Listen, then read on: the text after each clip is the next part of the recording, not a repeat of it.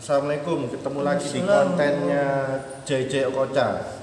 Ini ada Pak Ustadz Muhammad dan ini Habib Hadi Fufu Fafa. Fafa Fufu. Dia muncul kembali. Fufu Fafa. Ini pencemaran nama baik ini.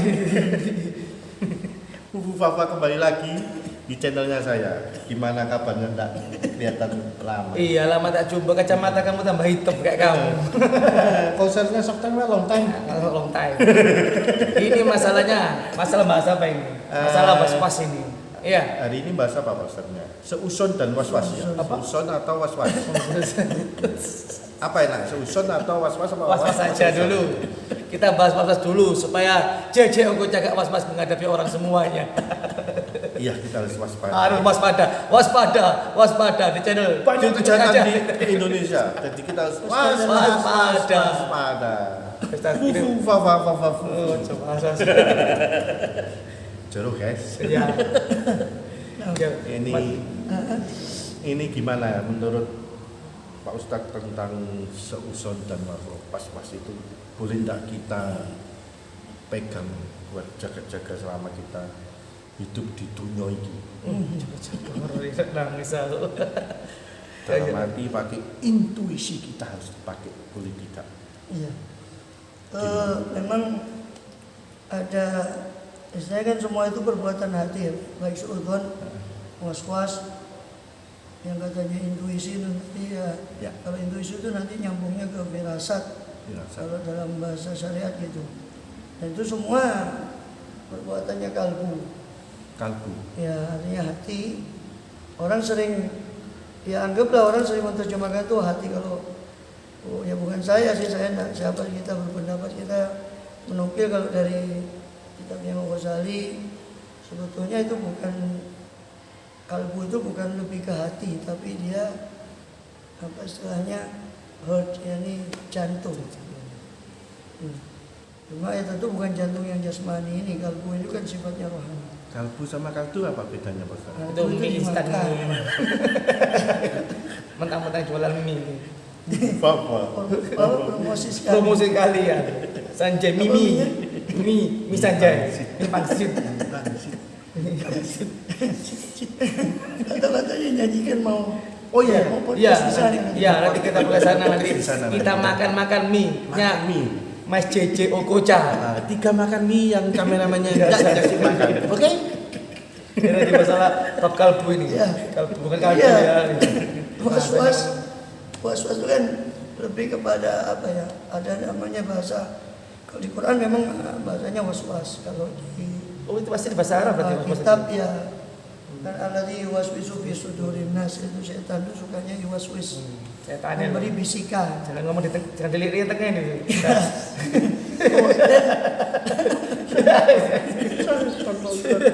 Bukan setan, iblis. Terus was-was itu memang ada istilah lain di kitab-kitab itu sering pakai khawatir. Khawatir itu lintasan batin. Ya. Intinya kan apakah perbuatan hati, nanti bisa saya alihkan sedikit, apakah perbuatan hati itu memang dihisap semuanya. Nah, itu nanti juga ada pertanyaan biasa begitu. Nah, di sini was-was atau khawatir itu memang lintasan batin. Atau lebih umum khawatir itu lintasan batin yang melintas di kalbu kita. Ya, kan semua kan terlintasan, kita melihat orang pasti kan terlintas tentang orang itu, tentang apa yang kita lihat, lintasan perasaan. Nah, selama itu masih berupa khawatir atau lintasan perasaan, memang kan tidak dihisap. Karena itu cuma lintasan perasaan lewat begitu saja, selama kita tidak menanggapi. Nah, Nah, lintasan itu macam-macam. Ada dari nafsu kita sendiri, kemudian sumbernya lintasan itu kadang-kadang dari setan. Nah, kalau dari setan itu yang disebut was-was itu tadi. Atau bisa juga dikatakan was-was itu nanti kalau khawatir itu berupa kejelekan, itu juga bisa dikatakan was-was. Karena was-was memang diarahkan kalau ke Quran itu si pelakunya itu ya setan itu alladzi yuwaswisu 2 kali saya sudurin nas. Biar kurus. 2 kali saya harus. Ya itu membisikkan Sadar. di hati manusia kan gitu.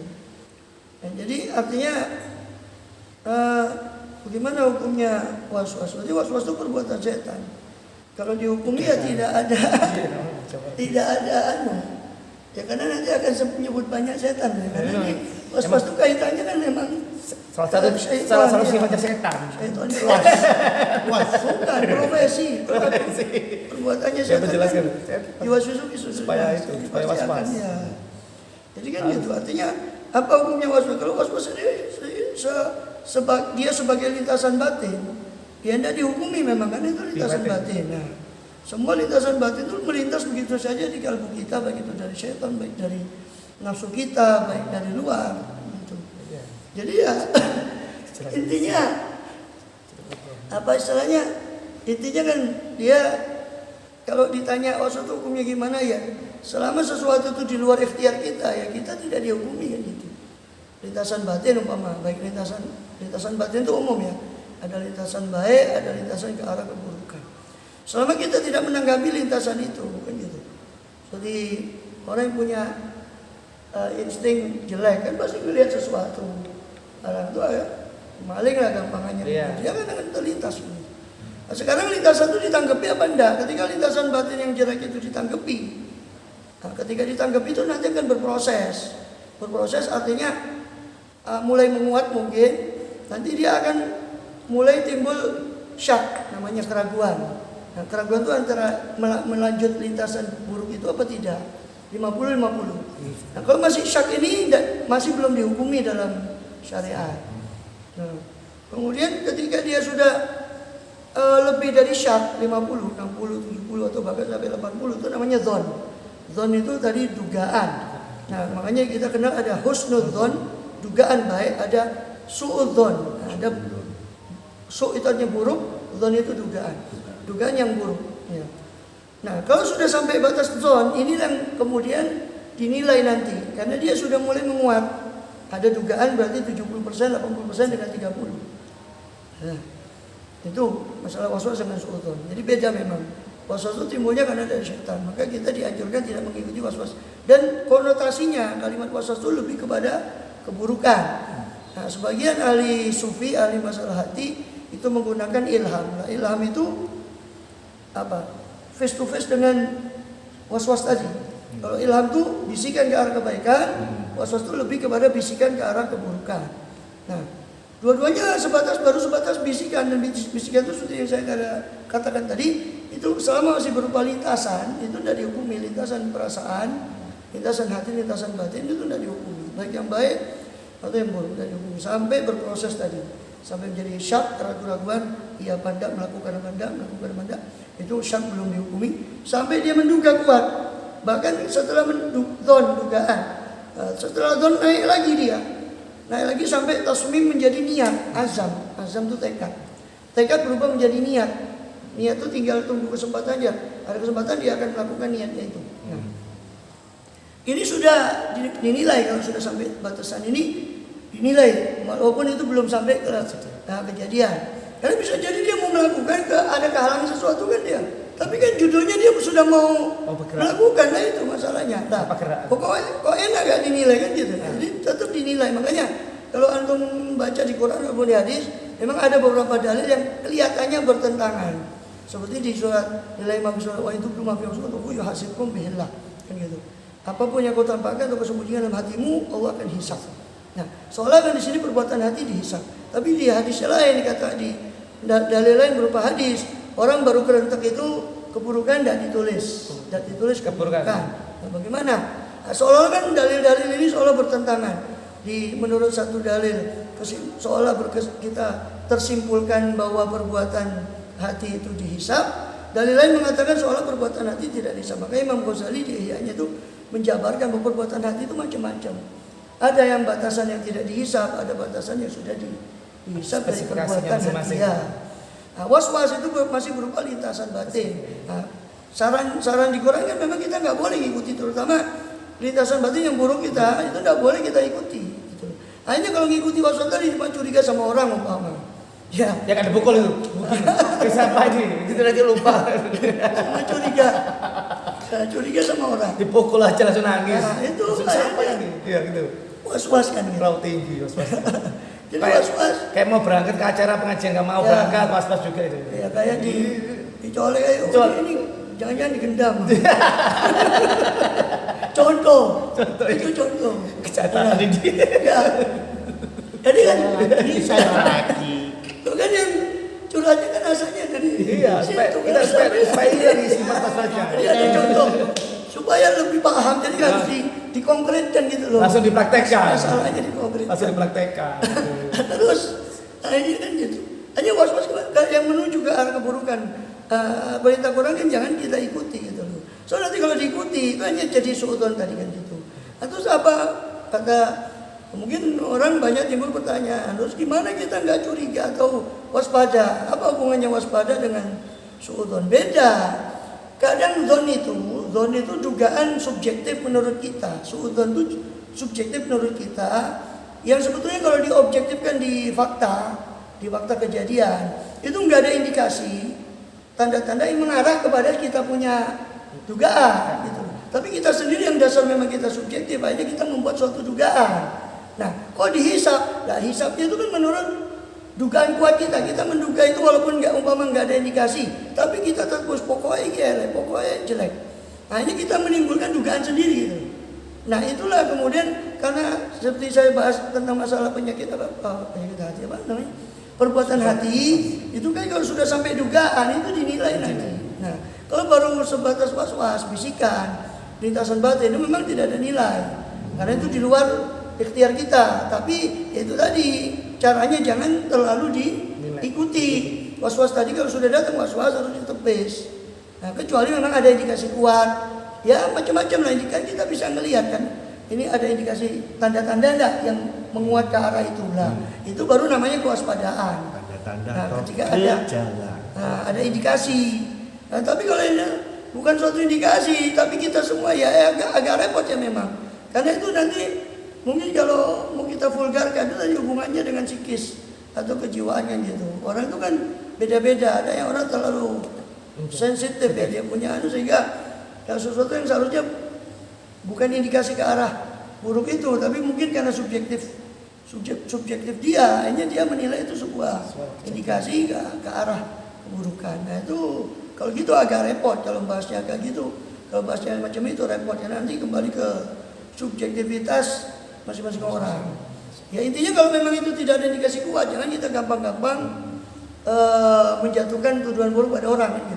Memang waspada perlu, itu disitulah bedanya kewaspadaan dengan suudzon.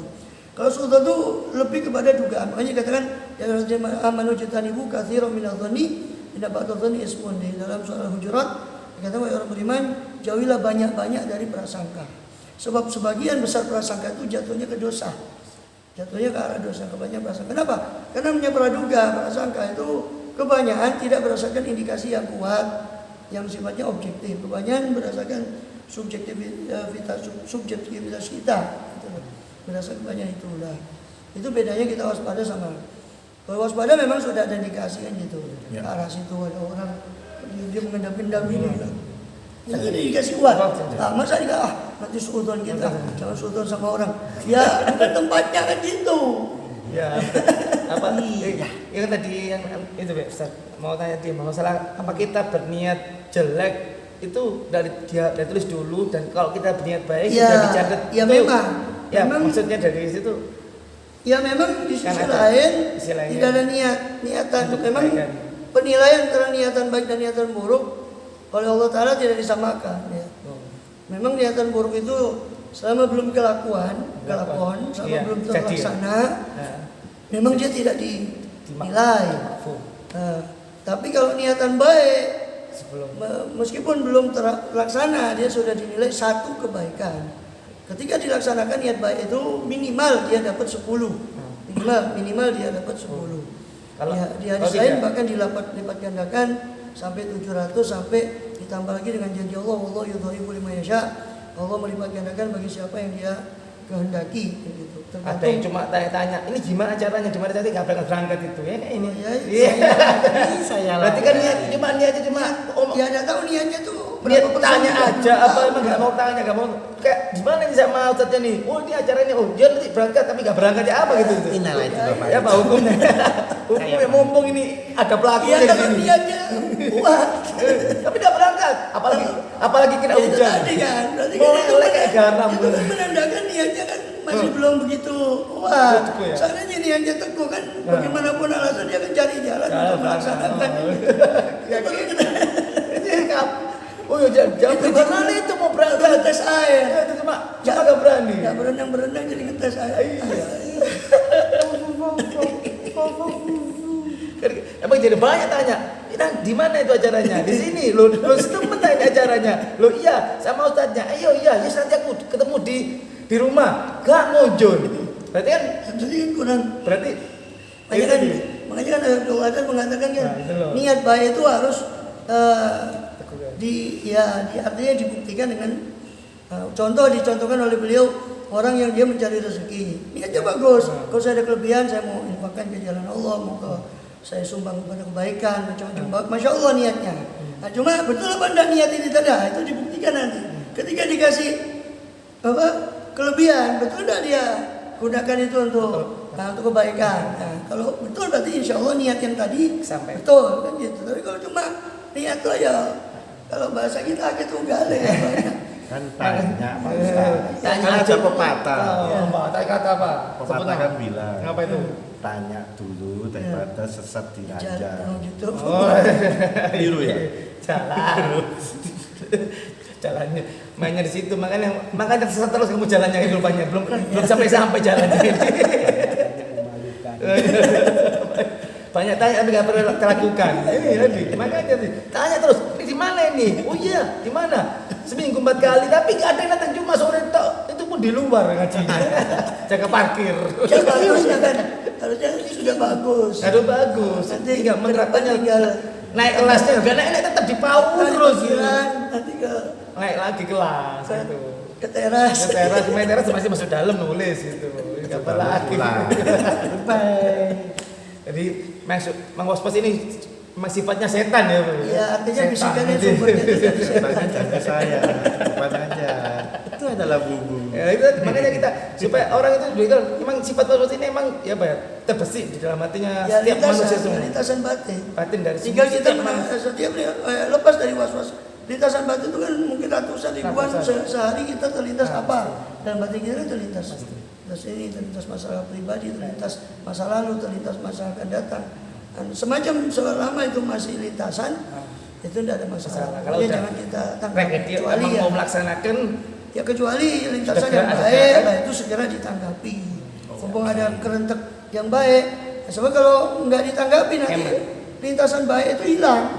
Kalau sudah hilang bisa jadi kembali bisa. Ya, jadi penting kalau yang baik segera ditanggapi. dengerin itu ya. Lintasan buruk segera ditepis. Tepis. Kalau memang itu setan ya baca ta'awudz a'udzubillahi minasyaitonirrajim. Iya betul ta'awudz a'udzubillahi minasyaitonirrajim. Kalau itu ada was-was yang buruk kita ini setan. banyak bacaan nas. Kebanyakan soalnya ada poin yang luput ya tentang was-was ini bukan hanya masalah itu. Kadang was-was itu lebih bahaya lagi masalah ibadah. Oh iya. Kayak Wudu, apa? orang wudu was-was. Saya ini kebasuh apa enggak tadi ya? Nah, itu. Nah, itu kadang was-was sudah sampai sini belum ya? Siku, Sampai siku apa kan? enggak ya? Tangan sampai siku. Tadi kebasuh enggak ya? Padahal sudah selesai. Nah, itu banyak terjadi juga. Ini lebih yang enggak kalah bahayanya Lebih dengan banyak sekedar terjadi. was-was Yang- urusan lain ya. Ini was-was masalah ibadah. Masalah sholat juga, Iya. rakaat itu. Nah itu makanya kita jangan diikuti. Kita pun saya pribadi ya pernah terjadi gitu kayak dulu kita baru awal-awal itu kita butuh tuh pasti namanya Pasti, pasti. orang belajar. Pasti. Ya kita ada saja ya, tapi nggak kita ikuti gitu loh. Contoh merasa kadang-kadang orang tengah-tengah sholat merasa ada yang keluar padahal enggak. Nah itu kita enggak ikuti. Kemudian kita buktikan betul enggak keluar betul. Nah, untuk memutus was-was tadi.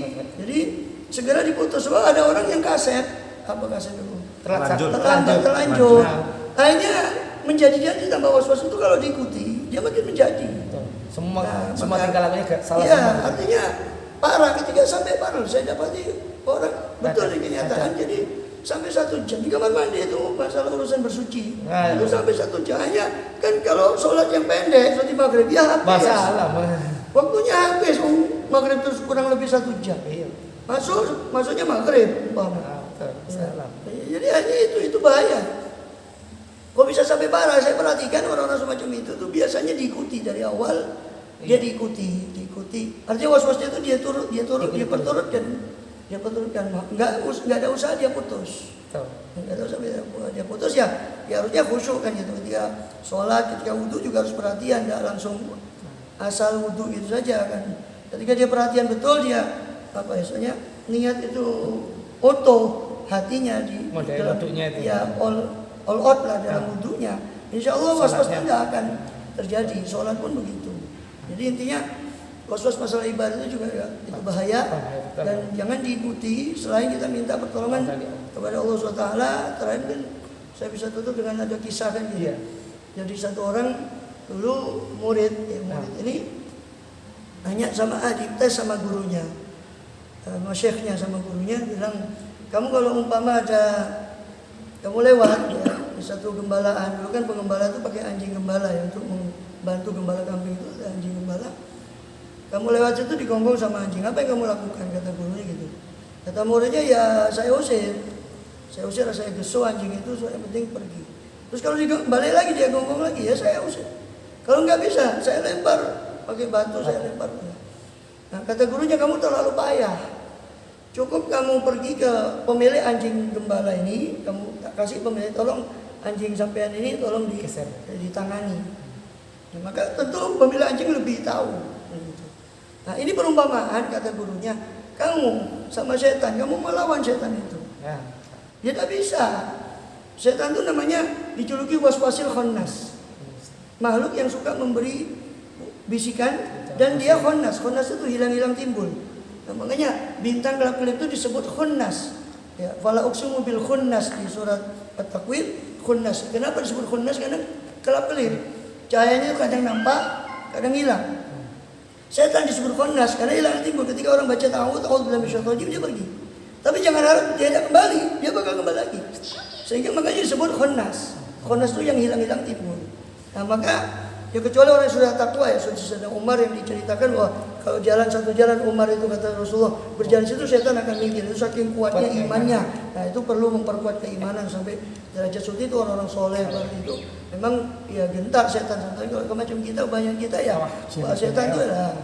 Artinya resepnya tidak ada kecuali ta'awudz, kembali kepada Allah. Selain jangan diikuti. Jadi was-was itu pertama jangan diikuti was-was itu.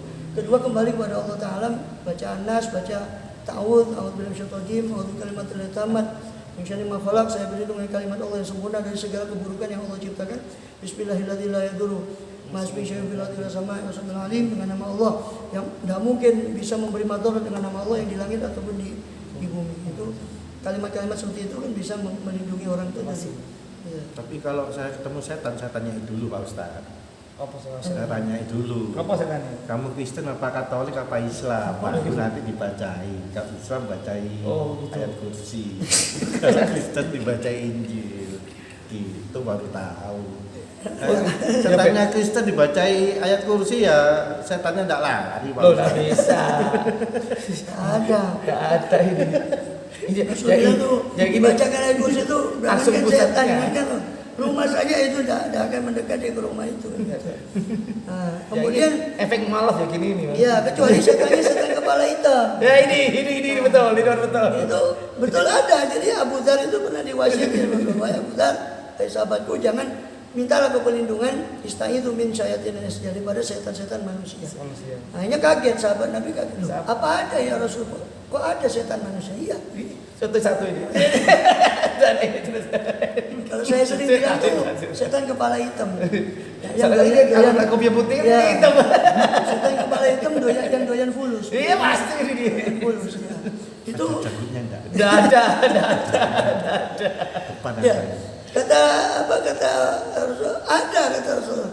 Bahkan setan manusia itu lebih asyaddu min syaitanil jin, lebih keras, lebih hebat, lebih keras, lebih kuat daripada setan jin. Kenapa? Karena kalau setan jin kita bacakan ta'awudz, dia bilang.